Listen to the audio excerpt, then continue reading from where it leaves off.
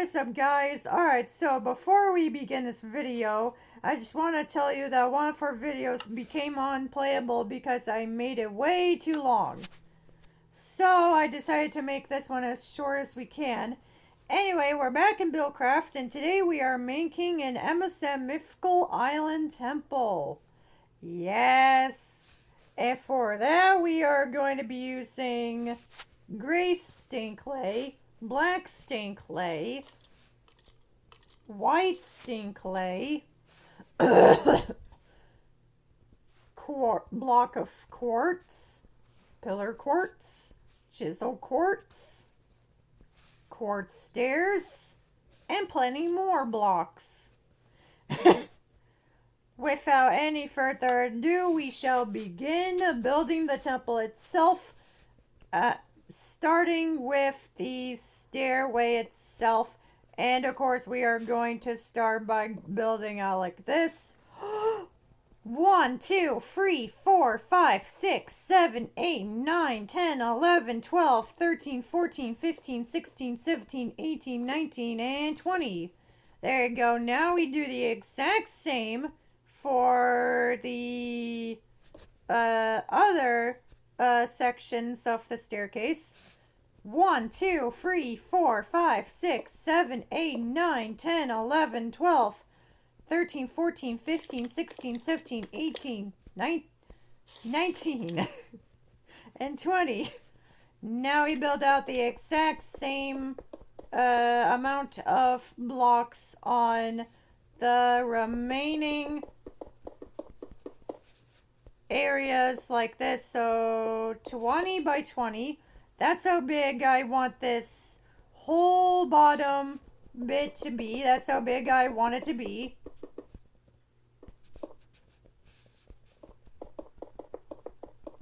So we are going to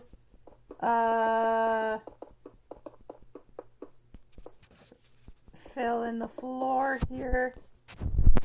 I got inspired to make this by MSM's Mythical Island, and how mythical it looks, and so I want to create like a shrine, like a temple dedicated to it. If there was a temple, this is what it probably would look like. So yeah, this is what it looks like. Here's the basic idea behind the look. The basic idea is that we are making it look like an ancient temple from those ancient times where gladiators once bravely fought their opponents.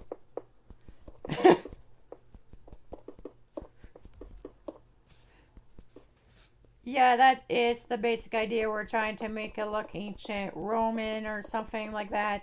That is the basic idea behind this. The bottom of the temple is finished. We can now move on to the staircase. The staircase is going to be as tall as a temple staircase could possibly get. So, yeah, that's how we're going to build it.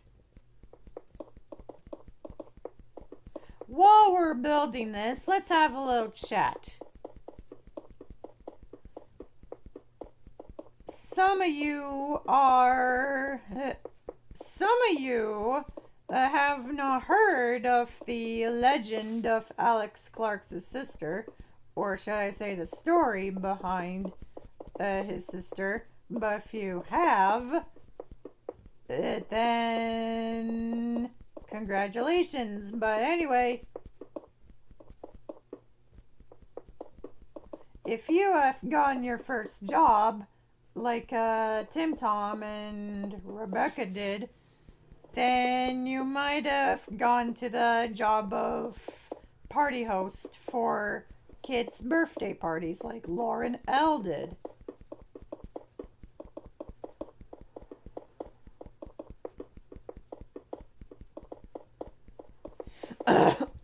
Well, Lauren L. got her first job because it all started when her sister would not let her into the bathroom. She kicked the door down till it broke. Her parents weren't exactly happy about all that. So if you guys have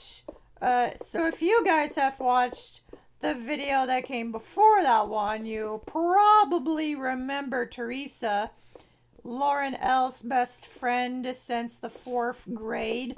Well, she got her first job, and it just so happens her coworker quit. Now, you might be thinking, now some of you new L cartoons fans out there might be thinking, I wonder why he quit. So Lauren L took the person's place and she was officially on her way to buying a bathroom door. The blue shirts were their uniforms, by the way. And she got the job of a party host for a kid's birthday parties. The parties were actually really fun for Elle. They started the kids off with a little hot potato. Hot potato, hot potato. Then they do a little limbo. And then they played a game of follow the leader. Lauren L was the leader, obviously. And she was all like, okay, guys, follow me. Whoops. They break for pizza and soda. It's pizza time. Yay. Teresa and Lauren L would clean up, and they would be all like, good night, thanks for coming. And that would be the end of their shift. Lauren L got pretty good at hosting a kid's birthday party, and so she worked at a lot of parties. Weekend after weekend after weekend, over and over and over and over. And at that point, she was getting so worn out that she was so like, I gotta go. This freaking sucks. She was starting to lose her frickin' mind at the time. Yeah, she was starting to lose her mind at the time. Until it got to this point where they were all like, Teresa, I need you to follow the leader. I'm dying here. No way I'm doing that today. I always do follow the leader. I'm not going on that dirty playground. Okay, so I'll go on the dirty playground. Thanks. No. Every little thing was ticking her off at that point. Oh, and speaking of, there was their manager, Becky. She was a lot like Vicky from the Fairly Odd Parents, because she was super nice to the parents, like overly nice to the parents, and then a total jerk to Lauren L and Teresa. She didn't even do anything to help out at the parties. She would just sit there with her feet on the desk, and all she would do is pause and play the music while they were playing freeze dance. You know, that game where you have to dance, and when the music stops, you have to freeze. And when the music comes back on, you have to dance again. Well, apparently Becky wasn't even good at that part. She would always forget to pause the music, and they would be dancing for an hour, a freaking hour. So Lauren L had to go to her office. So Lauren L had to leave the mat and go to her office and tell her, "Hey Becky, you forgot to pause the music." And she would be like, "Oh, sorry." "It's okay, Becky. Don't worry about it," as literal sweat was rolling down her head. Like I said, every little thing was starting to annoy her at this point. And then, wabam, the birthday boy walks right on in. He had on an Elmo shirt, and he had on an Elmo shirt and an Elmo hat. And Laura L was all like, "Oh God, it's going to be a Elmo theme party.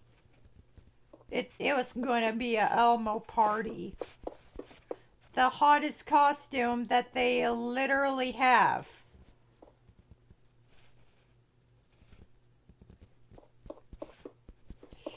And then Lauren L and Teresa say this: "I'm leaving. You can run this whole party by yourself."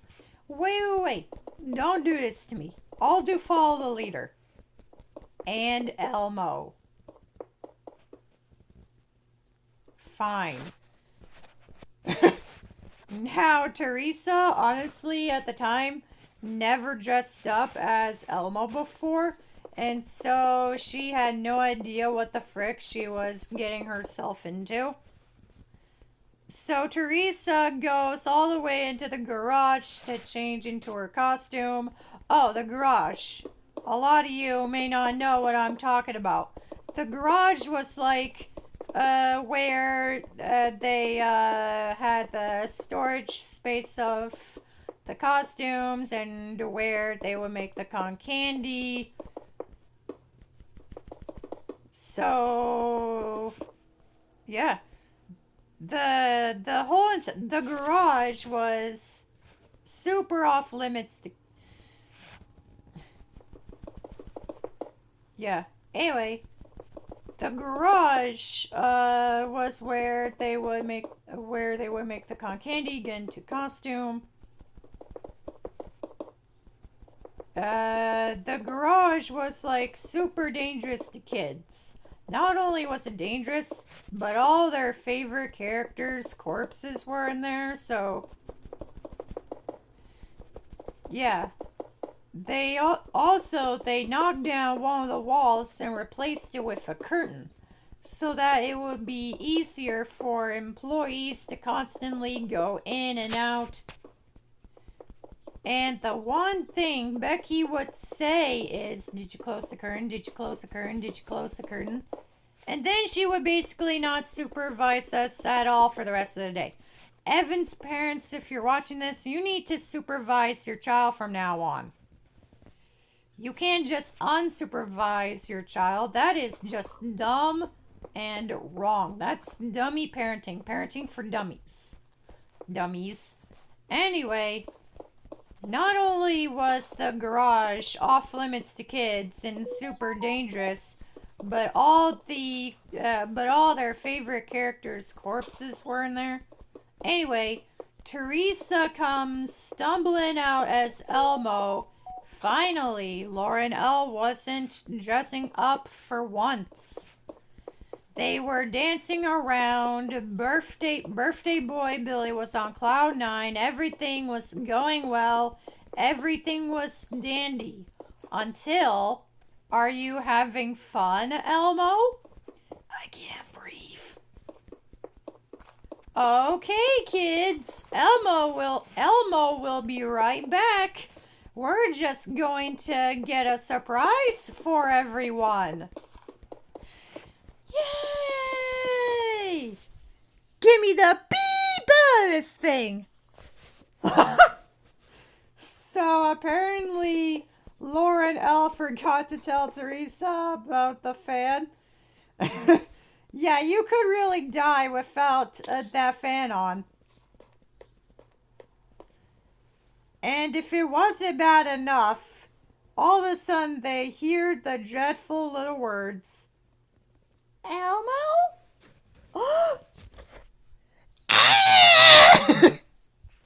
Yeah, they forgot to close the curtain, blah blah blah. Anyway, this is what our mythical island temple is looking like. We're making this separate parts. Thank you for watching Mythical Island Temple Part 1. Don't forget to stay tuned for Part 2, where we put up all the walls. And do not forget to subscribe.